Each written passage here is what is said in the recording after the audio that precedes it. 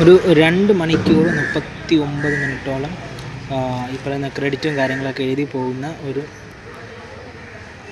സംഭവമൊക്കെ കഴിഞ്ഞിട്ട് ഏകദേശം 2.5 മണിക്കൂർ ലെങ്ത് വരുന്ന 2.5 മണിക്കൂറിനകത്ത് ലെങ്ത് വരുന്ന ഒരു സിനിമയാണ് കിറക് പാർട്ടി. 2016 റിലീസ് ചെയ്ത സിനിമയാണ്. നമ്മുടെ ഇപ്പോഴത്തെ കന്താരയുടെ ഡയറക്ടർ, നായകൻ ഋഷഭ് ഷെട്ടി ഡയറക്റ്റ് ചെയ്ത് നമ്മുടെ രാഷ്മിക മന്ദാന അതുപോലെ തന്നെ രക്ഷിത് ഷെട്ടിയൊക്കെ ലീഡിങ് റോൾ വരുന്ന സിനിമ.